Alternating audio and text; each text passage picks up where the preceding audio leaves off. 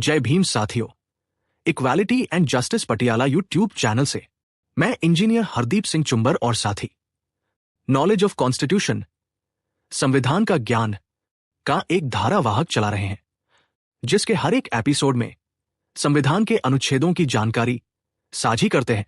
आज आप भारत के संविधान का अध्याय 4 संघीय न्यायपालिका की वीडियो देखेंगे। आप अपने चैनल को प्लीज लाइक और सब्सक्राइब करना ना भूलें।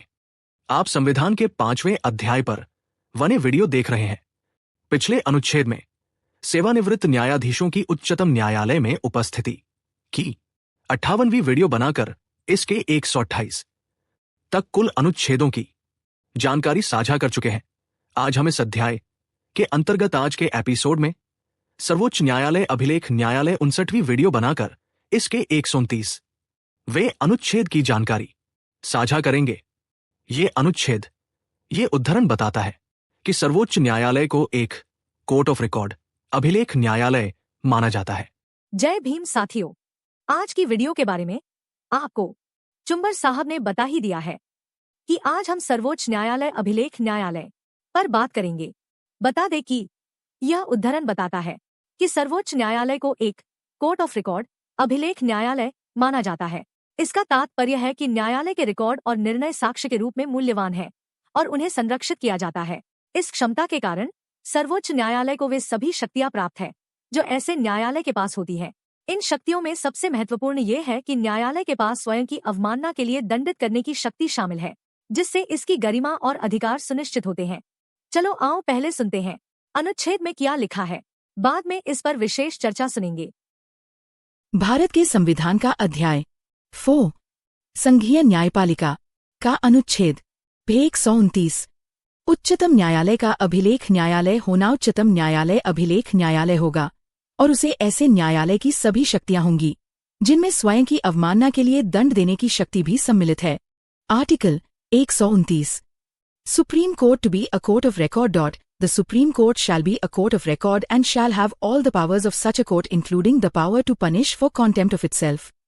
नमस्कार, आज हम संविधान के कह सकते हैं एक छोटे से कोने को देख रहे हैं। छोटा है पर इसका वजन बहुत बहुत भारी है।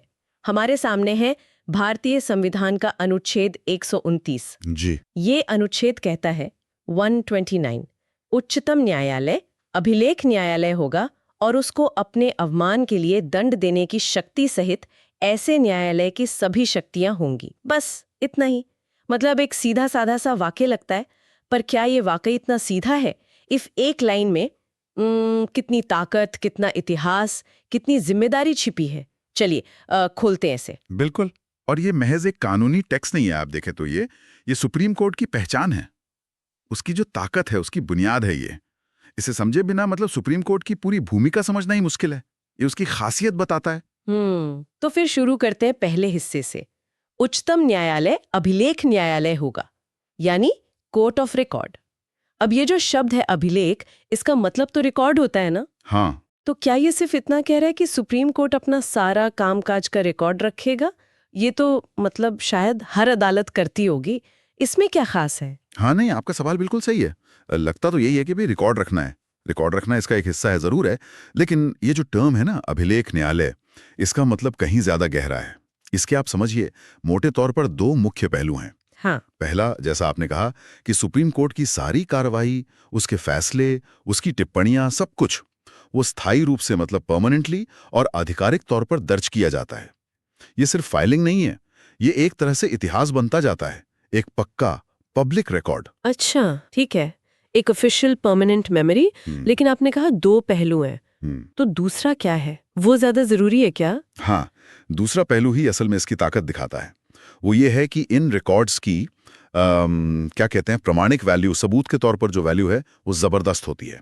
Evidential value. Evidential value. हाँ, इसका मतलब ये है कि सुप्रीम कोर्ट के रिकॉर्ड में जो बात दर्ज हो गई, उसकी सच्चाई पर या उसकी प्रामाणिकता पर किसी दूसरी अदालत में या किसी और अथॉरिटी के सामने सवाल नहीं उठाया जा सकता। उसे फाइनल माना जाता है, अकाट्य। अरे वाह, अकाट्य मतलब जो लिख दिया सो लिख दिया, पत्थर की लकीर, उस पे फिर कोई बहस नहीं। ये तो बहुत बड़ी बात हुई। हाँ, उस कार्यवाही के संदर्भ में उसमें जो तथ्य दर्ज हैं उनके संदर्भ में ये अकाट्य है। और इसी से जुड़ा हुआ एक और बहुत महत्वपूर्ण पहलू है, वो है नजीर का सिद्धांत, प्रेसिडेंट जिसे कहते हैं। प्रेसिडेंट? हाँ, सुना है। तो कोर्ट ऑफ रिकॉर्ड होने की वजह से सुप्रीम कोर्ट जो भी कानूनी सिद्धांत तय करता है या किसी कानून की व्याख्या करता है, वो सिर्फ उस एक केस के लिए नहीं होता, वो आने वाले समय के लिए, भविष्य के लिए एक तरह से कानून बन जाता है। कानून बन जाता है मतलब जैसे संसद कानून बनाती है? वैसे नहीं, संसद की तरह नया कानून बनाने वाला नहीं, हाँ। पर जो मौजूदा कानून है उनकी व्याख्या करके या कई बार नए कानूनी सिद्धांत स्थापित करके। और ये जो सिद्धांत या फैसले होते हैं वो भारत की सीमा में जितनी भी दूसरी अदालतें हैं, हाँ। चाहे वो हाई कोर्ट हो या निचली अदालतें हों या कोई ट्रिब्यूनल हो, उन सब पर बाध्यकारी होते हैं, बाइंडिंग होते हैं। अच्छा, बाध्यकारी मतलब उन्हें सुप्रीम कोर्ट के उन फैसलों को मानना ही पड़ेगा। वो उससे अलग राय नहीं रख सकते उस सिद्धांत पर। तो ये जो कोर्ट ऑफ रिकॉर्ड होना है, ये सिर्फ रिकॉर्ड रखने या अपनी बात को फाइनल मनवाने तक नहीं है। ये तो सुप्रीम कोर्ट को एक तरह से पूरे देश का कानूनी रास्ता तय करने वाला बना देता है। बिल्कुल सही समझा आपने, बिल्कुल। ये दर्जा सुप्रीम कोर्ट को एक, आप कह सकती हैं, ऐतिहासिक निरंतरता देता है। उसके आज के फैसले कल के कानून की समझ की नींव बनते हैं। ये उसके फैसलों को वजन देता है, स्थायित्व देता है। ये सिर्फ फाइलों का ढेर नहीं है, ये एक तरह से चलता फिरता जीता जागता कानून का स्रोत है। और इसी दर्जे की वजह से सुप्रीम कोर्ट हमारी पूरी जुडिशियल सिस्टम के शिखर पर है, वहीं से दिशा मिलती है। कमाल है सच में। एक छोटा सा शब्द अभिलेख न्यायालय और उसमें इतना कुछ। अच्छा, अब आता है अनुच्छेद के दूसरे हिस्से पर, और शायद ये ज्यादा चर्चा में रहता है। और उसको अपने अवमान के लिए दंड देने की शक्ति सहित ऐसे न्यायालय की सभी शक्तियां होंगी। अपनी ही अवमानना के लिए सजा देने की शक्ति, ये तो सुनने में ही बहुत पावरफुल लगता है। हाँ, ये है। क्या है ये अवमानना और ये शक्ति क्यों जरूरी समझी गई? जी, ये है न्यायालय की अवमानना या कंटेम्प्ट ऑफ कोर्ट। और ये भी सुप्रीम कोर्ट की पहचान का, उसकी ताकत का एक बहुत अहम हिस्सा है। देखिए, सीधे शब्दों में कहें तो अगर कोई व्यक्ति है या कोई संस्था है जो जानबूझकर सुप्रीम कोर्ट के किसी आदेश या निर्देश को नहीं मानती है, या फिर अदालत या उसके जजों के लिए ऐसा बर्ताव करती है जिससे अदालत के अधिकार को, उसकी गरिमा को ठेस पहुंचे, या न्याय की प्रक्रिया में बाधा डालने की कोशिश करें, तो सुप्रीम कोर्ट उसे सजा दे सकता है, दंडित कर सकता है। अच्छा, इसका दायरा कितना बड़ा है? मतलब क्या सिर्फ ऑर्डर न मानना ही कंटेम्प्ट है, या इसमें और भी चीजें आती हैं? जैसे मान लीजिए किसी ने कोर्ट के फैसले की आलोचना की, तो क्या वो भी अवमानना हो सकती है? देखिए, ये एक बहुत सेंसिटिव मुद्दा है और इसकी व्याख्या भी समय के साथ बदलती रही है, होती रही है। मोटे तौर पर अवमानना दो तरह की हो सकती है, एक सिविल और एक क्रिमिनल। सिविल और क्रिमिनल? हाँ, सिविल अवमानना ज्यादातर होती है जब अदालत के आदेशों की, निर्देशों की या किसी वादे की जानबूझकर नाफरमानी हो, डिसोबीडियंस। क्रिमिनल अवमानना थोड़ी ज्यादा गंभीर है। इसमें ऐसी कोई भी हरकत आ सकती है जिससे अदालत के अधिकार पर असर पड़े, वो कम हो, या न्याय के काम में दखलंदाजी हो या बाधा पड़े, या फिर एक और चीज, अदालत को बदनाम करने की कोशिश की जाए, स्कैंडलाइज करने की कोशिश। Scandalise the court. हाँ, जहां तक आलोचना की बात है तो स्वस्थ आलोचना, कंस्ट्रक्टिव क्रिटिसिज्म की गुंजाइश तो आमतौर पर रखी जाती है, लेकिन आलोचना कहाँ खत्म होती है और अवमानना कहाँ शुरू होती है, इसके बीच एक बहुत महीन रेखा है। हाँ, वो रेखा तय करना मुश्किल होता होगा। बिल्कुल। लेकिन फिर भी सवाल वही है कि इस शक्ति की जरूरत ही क्या है? क्या ये सिर्फ इसलिए है कि अदालत का रुतबा बना रहे, उसकी शान कायम रहे, या इसका कोई और गहरा मकसद है? देखिए, अदालत की गरिमा और उससे भी ज्यादा जरूरी उसमें जनता का विश्वास, ये बनाए रखना बहुत जरूरी है। क्योंकि न्यायपालिका की असली ताकत ना तो तलवार में है, न पैसे में, वो उसकी नैतिक सत्ता में है, लोगों के भरोसे में है। सही बात है। लेकिन ये जो अवमानना की शक्ति है, ये सिर्फ शान बनाए रखने के लिए नहीं है। इसका सबसे बुनियादी और महत्वपूर्ण मकसद है न्याय व्यवस्था को प्रभावी बनाना, इफेक्टिव बनाना। आप सोचिए, अगर देश की सबसे बड़ी अदालत कोई फैसला सुनाए और कोई उसे मानने से इनकार कर दे या खुलेआम उसकी धज्जियां उड़ाए, तो फिर उस अदालत का या पूरी न्याय व्यवस्था का मतलब ही क्या रह जाएगा? हाँ, वो तो है। अगर फैसले लागू ही ना हो तो फिर पूरी प्रक्रिया ही बेकार हो जाएगी, कोई मतलब नहीं रहेगा। बिल्कुल, बिल्कुल। इसीलिए ये शक्ति जो है वो कानून के शासन यानी रूल ऑफ लॉ को बनाए रखने के लिए अनिवार्य मानी जाती है। ये पक्का करती है कि सुप्रीम कोर्ट के फैसले सिर्फ कागज पर ना रहें, जमीन पर उतरें। ये न्याय तक पहुंच को असलियत बनाती है, मीनिंगफुल बनाती है। ये शक्ति आप कह सकती हैं एक तरह से अदालत के आदेशों को लागू करवाने का एक हथियार है। और इसका कोर्ट ऑफ रिकॉर्ड होने से क्या कोई सीधा कनेक्शन है? हाँ, बहुत गहरा कनेक्शन है। जैसा हमने पहले बात की, कोर्ट ऑफ रिकॉर्ड का मतलब क्या है कि उसके फैसले अंतिम हैं, नज़ीर बनते हैं, मतलब वो कानून की तरह हैं। अब अगर कोई चीज कानून की तरह है तो उसका पालन करवाना भी तो जरूरी है ना। हाँ, बिल्कुल। अगर उसके रिकॉर्ड अकाटते हैं तो उसके अधिकार को भी तो अकाट्य बनाए रखना होगा। तो ये जो अवमानना की शक्ति है, ये इसी अधिकार को बनाए रखने और उसे लागू करने का एक जरिया है, एक साधन है। एक कोर्ट ऑफ रिकॉर्ड अपने रिकॉर्ड की पवित्रता और अपने आदेशों के असर को बनाए रखने के लिए अवमानना की शक्ति का इस्तेमाल करता है। ये दोनों पहलू मतलब एक दूसरे को पूरा करते हैं, कॉम्प्लीमेंट्री हैं। अच्छा, तो कोर्ट ऑफ रिकॉर्ड का दर्जा अधिकार देता है और अवमानना की शक्ति उस अधिकार को बनाए रखती है, उसे लागू करती है। लेकिन ये एक सवाल मेरे मन में आ रहा है जो शायद बहुत लोग सोचते होंगे। ये जो शक्ति है कि अदालत खुद ही तय करे कि उसकी अवमानना हुई है या नहीं और फिर खुद ही सजा भी दे दे, क्या ये थोड़ा अजीब नहीं लगता? वो जो नैसर्गिक न्याय का सिद्धांत है कि कोई अपने ही मामले में जज नहीं हो सकता, क्या उसका उल्लंघन नहीं होता इसमें? ये शक्ति थोड़ी मतलब बेलगाम सी नहीं लगती? हाँ, ये एक बहुत बहुत महत्वपूर्ण सवाल है और ये अक्सर उठाया जाता है। ये सच है कि ये शक्ति अपने आप में असाधारण है, एक्स्ट्रॉर्डिनरी है। लेकिन इसके पीछे जो तर्क दिया जाता है वो ये है कि अदालत की अवमानना किसी एक जज की व्यक्तिगत अवमानना नहीं है, वो न्याय की संस्था की अवमानना मानी जाती है, इंस्टीट्यूशन ऑफ जस्टिस। और न्याय की संस्था के अधिकार को बनाए रखने की जिम्मेदारी उसी संस्था की है।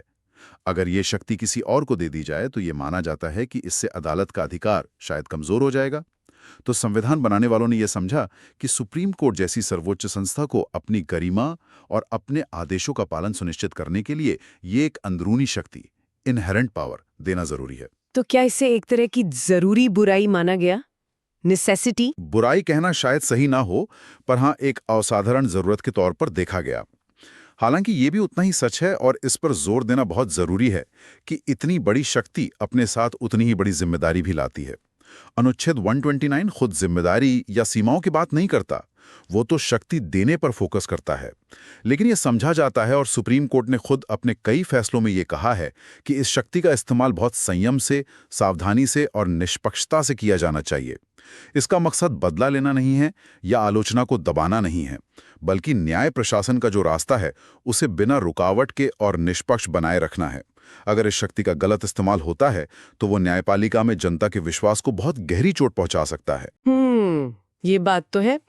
तो अब अगर हम इन दोनों धागों को एक साथ बुने, एक ऐसी अदालत जिसके रिकॉर्ड फाइनल है, कानून बन जाते हैं और जिसके पास अपनी बेइज्जती या नाफरमानी के लिए सजा देने की ताकत है, ये सब मिलकर भारत की जो पूरी शासन व्यवस्था है, हमारा लोकतंत्र है, उसमें सुप्रीम कोर्ट की भूमिका को कैसे तय करता है? इसका असली मतलब क्या निकल कर आता है? इसका मतलब बहुत गहरा है असल में।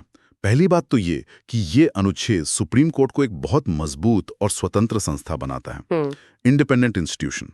ये उसे सरकार के या संसद के दबावों से काफी हद तक मुक्त होकर काम करने की ताकत देता है। जब अदालत को यह पता है कि उसके फैसलों को चुनौती नहीं दी जा सकती उसी लेवल पर और उसकी अवमानना के लिए सजा हो सकती है, तो वो बिना किसी डर के, बिना किसी पक्षपात के संविधान और कानून की व्याख्या कर सकती है। अच्छा, तो ये एक तरह से न्यायिक स्वतंत्रता की गारंटी है। हाँ, आप कह सकती हैं। ये न्यायिक स्वतंत्रता का एक बहुत महत्वपूर्ण पिलर है। दूसरी बात, ये शक्तियां सुप्रीम कोर्ट को देश की पूरी जुडिशियल सिस्टम के निर्विवाद रूप से शिखर पर रखती हैं।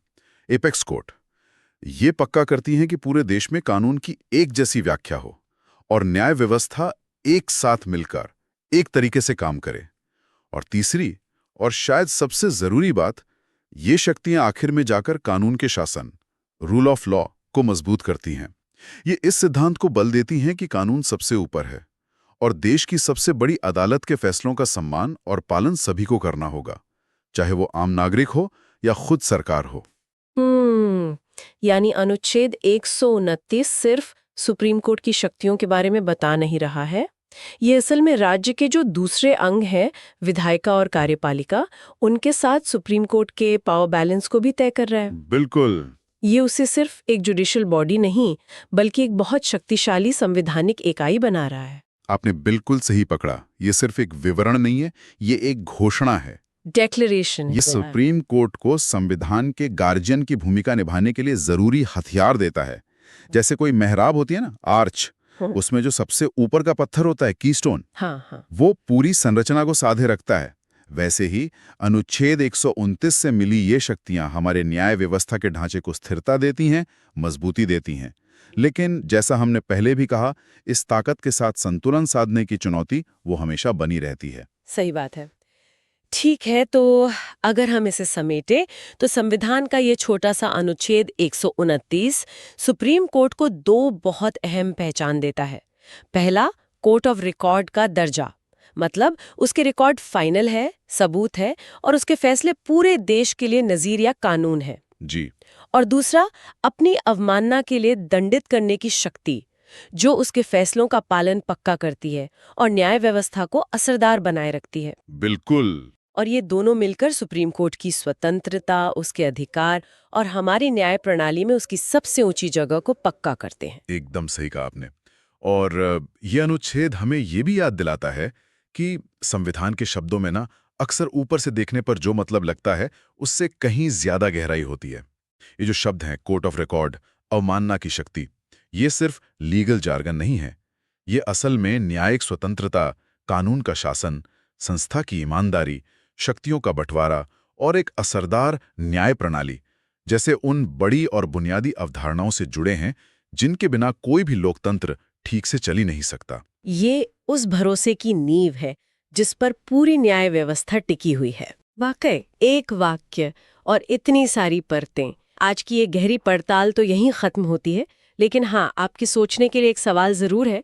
जब किसी संस्था को अभिलेख न्यायालय का ऐसा दर्जा दिया जाता है कि उसके रिकॉर्ड ही अंतिम सत्य हों और उसके फैसले सब पर लागू हों, और साथ ही उसे अपनी ही अवमानना के लिए सजा देने की इतनी असाधारण शक्ति भी मिले, तो ये उस संस्था की जवाबदेही के बारे में, उसकी शक्तियों के इस्तेमाल में संतुलन के बारे में और समाज के प्रति उसकी भूमिका के बारे में क्या कहता है। इस शक्ति और जिम्मेदारी के आपसी रिश्ते पर जरूर सोचिएगा। आपने वीडियो पूरा सुना। साथियों, धन्यवाद।